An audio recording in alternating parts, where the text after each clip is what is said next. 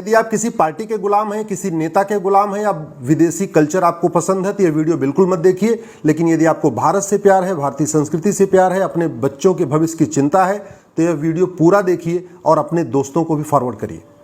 France के पास सब कुछ था, राफेल भी था, यूसीसी भी था, वर्ल्ड क्लास हाईवे था, एयरपोर्ट था, वर्ल्ड क्लास हॉस्पिटल, बढ़िया स्कूल कॉलेज, बढ़िया सड़कें, बढ़िया ट्रेन, यूएन की परमानेंट मेंबरशिप, वीटो पावर। कुछ काम नहीं आया। फ्रांस 15 दिन से जल रहा है और ना अमेरिका बचाने आया, ना रूस बचाने आया, ना चीन बचाने आया, ना भारत बचाने गया। कोई किसी को बचाने नहीं आया और राफेल भी काम नहीं आया, यूसीसी भी काम नहीं आया।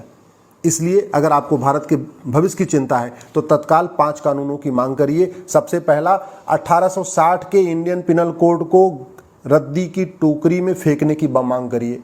1860 का इंडियन पिनल कोड खत्म किया जाए। ये महाघटिया कानून है। इसकी वजह से न भ्रष्टाचार कम हो रहा है, न अपराध कम हो रहा है। हमें क्या करना होगा, ये अमेरिका का फेडरल पिनल कोड है, इसी की तर्ज पे एक one nation one penal code बनाना पड़ेगा।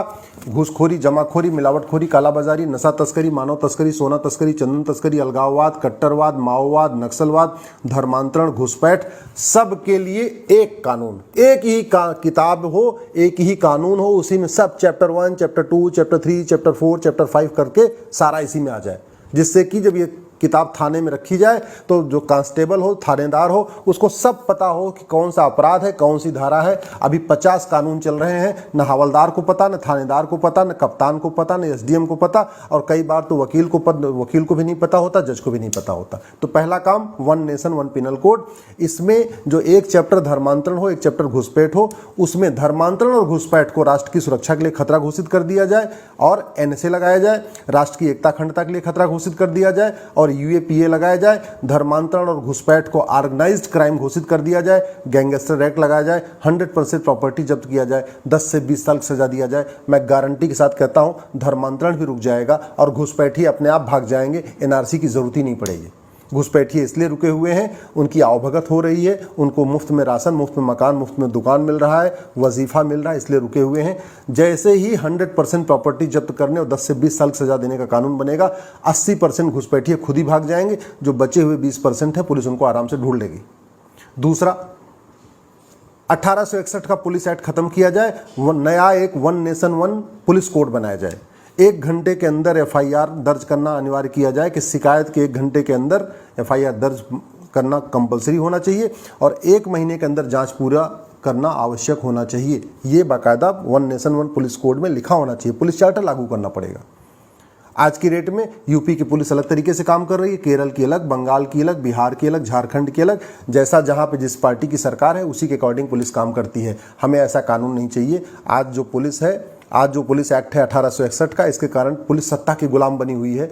अच्छा शासक है तो अच्छी तरीके काम कर रही है, घटिया शासक है तो केवल वसूली करती है। ये वसूली बंद हो, इसका एक ही तरीका है, एक नया one nation one police code. तीसरा, 1872 का एविडेंस एक्ट खत्म करना पड़ेगा। जो एग्जिस्टिंग जुडिशियल सिस्टम, इसको खत्म करना पड़ेगा। एक नया one nation one judicial code बनाना पड़ेगा। आज की डेट में आपने देखा ही, याकूब मेनन के लिए रात में सुप्रीम कोर्ट खुलती है, तीसरा सीतलवाड़ के लिए रात में सुप्रीम कोर्ट खुलती है। मैं कह रहा हूं कि बुरा नहीं है, खुलना चाहिए सुप्रीम कोर्ट को, लेकिन ये केवल तीसरा सीतलवाड़ के लिए और याकूब मेनन के लिए क्यों? आम जनता के लिए क्यों नहीं? किसान के लिए क्यों नहीं? मजदूर के लिए क्यों नहीं? मिडिल क्लास के लिए क्यों नहीं? बिजनेस व्यापारी करने के लिए क्यों नहीं? ईमानदारी से काम करने वालों के लिए क्यों नहीं? केवल माफियाओं के लिए रात में खुल रही है, आतंकवादियों के लिए खुल रही है, देश विरोधियों के लिए खुल रही है। ये तभी बंद हो सकता है जब one nation one judicial charter लागू हो। जब तक एग्जिस्टिंग जुडिशियल सिस्टम रहेगा, जो ब्रिटिश जुडिशियल सिस्टम है, तब तक जज अपनी मनमानी करते रहेंगे। उनकी मनमानी पे तभी रोक लगेगी जब एक जुडिशियल चार्टर लागू होगा, one nation one judicial code लागू होगा। चौथा जो सबसे इंपॉर्टेंट है कि भारत में आज भी देश विरोधी बातें स्कूलों में सिखाई जा रही हैं, नफरत सिखाई जा रही हैं। ऐसी किताब चल रही है जो एकदम संविधान के प्रियम्बल के खिलाफ है। संविधान के प्रियम्बल में 6 शब्द हैं, equality, justice, liberty, fraternity, unity. और ऐसे किताबें हैं जो अलग अलग स्कूलों में चल रही हैं, जिनको विशेष दर्जा मिला हुआ है स्कूलों का, जहाँ पे न भारत की संस्कृति के बारे में सिखाया जाता है, भारत की संस्कृति के खिलाफ नफरत करना सिखाया जाता है, भारत के बहुसंख्यक समाज के खिलाफ नफरत करना सिखाया जाता है। एक ही तरीका है, one nation one education code लागू हो। एक देश एक शिक्षा बोर्ड, एक देश एक syllabus, one nation one syllabus, one nation one education board. और 10वीं तक यानी 16 साल तक पूरे देश में समान शिक्षा लागू हो। जैसे केंद्रीय विद्यालय में पूरे देश में एक जैसी किताब होती है, वैसे ही one nation one education board हो। बंगाल वाले बंगाली में पढ़ें, गुजरात वाले गुजराती में पढ़ें, महाराष्ट्र वाला मराठी में पढ़ें। सिलेबस कंटेंट एक होना चाहिए, न मदरसा न मिशनरी स्कूल, केवल और केवल भारतीय स्कूल, भारतीय शिक्षा बोर्ड। कोई न मदरसा बोर्ड, न मिशनरी बोर्ड, न सीबीएसई बोर्ड, न आईसीएसई बोर्ड, कोई बोर्ड नहीं, एक भारतीय शिक्षा बोर्ड, 10वीं तक सबके लिए समान सिलेबस। और जो सबसे इंपॉर्टेंट है, सबसे इंपॉर्टेंट पांचवा, जो हमने कहा ना, one nation one police code, one nation one penal code, one nation one judicial code, one nation one education code, और पांचवा most important, one nation one tax code. सारी समस्याओं का जो मूल कारण है भ्रष्टाचार है। घुसपैठिए घूस दे के आते हैं, धर्मांतरण की फंडिंग काले धन हवाला से होती है। तो अगर भ्रष्टाचार खत्म हो जाए तो देश विरोधी 50% चीजें अपने आप ही खत्म हो जाएंगी। तो उसके लिए वन नेशन वन टैक्स लागू करना पड़ेगा, इनकम टैक्स खत्म करना पड़ेगा, जीएसटी खत्म करना पड़ेगा, वैट खत्म करना पड़ेगा, सारा कुछ खत्म। जितने भी टैक्स हैं, केवल जो कस्टम लगता है, जो विदेश से हम सामान आयात करते हैं, वो लगना चाहिए। बाकी भारत के अंदर विद इन कंट्री जितने भी टैक्स लग रहे हैं, वैट हो गया, टीडीएस हो गया, इनकम टैक्स हो गया, ये सब खत्म हो। केवल वन नेशन वन टैक्स यानी बैंकिंग ट्रांजैक्शन टैक्स लागू किया जाए। उसके लिए केवल इतना करना पड़ेगा, 100 रुपए से बड़ी नोट बंद करना पड़ेगा, 5,000 रुपए से महंगे सामान का कैश लेन देन बंद करना पड़ेगा, प्रॉपर्टी को आधार से लिंक करना पड़ेगा, नार्को पॉलीग्राफ ब्रेन मैपिंग कानून बनाना पड़ेगा, और बैंकिंग ट्रांजैक्शन टैक्स लागू करना पड़ेगा। यानी जब भी आदमी कोई बैंक से ट्रांजैक्शन करे तो उसको 1% एक्स्ट्रा देना पड़ेगा। 100 रुपए का सामान खरीदा, 101 रुपए दिया, 1000 का सामान खरीदा, 1010 दिया। इसी तरीके से 1% एक्स्ट्रा, यानी अगर 1 लाख का सामान खरीदा तो 1,01,000 रुपए। और ये सबके लिए बहुत अच्छा भी है, आसान भी है। आम जनता के लिए अच्छी बात यह है कि उसके ऊपर न कोई इनकम टैक्स आ रहा है, न जीएसटी आ रहा है, कुछ का नहीं आ रहा है, तो 1% देता जा रहा है। भाई जिसको न हर साल अपना इनकम टैक्स फाइल करना है, न रिटर्न फाइल करना है, न सीए के पास जाना है। व्यापारियों के लिए अच्छा कि वो जीएसटी से टेंशन से ख़त्म, हर 3 महीने में उनको जीएसटी भरना होता है, उसमें दुनिया भर की फॉर्मेलिटी होती है, पूरा एक डिपार्टमेंट रखना पड़ता है, एम्प्लॉइज़ रखना पड़ता है, हर डिपार्टमेंट में, हर फैक्ट्री में एक सेल अपना टैक्स डिपार्टमेंट रखा हुआ है, वो सब खत्म हो जाएगा। जब जब व्यापारी बिजनेसमैन कहीं किसी को पैसा देगा, एक बैंक थ्रू जो है बैंक देगा, या through ATM, Paytm, Bhim, UPI, debit card देगा, 1% एक्स्ट्रा देता जाएगा।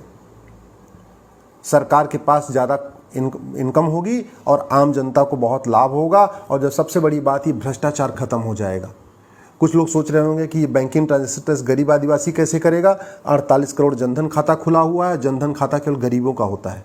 वैसे भी ये बैंकिंग ट्रांजैक्शन टैक्स उन्हीं पे लागू होगा जो ज़्यादा महंगा सामान खरीदेंगे। भाई 5,000 रुपये तक का जो सामान है वो तो कैश में खरीद सकते हैं, जिसकी एमआरपी 5,000 से ज़्यादा होगी।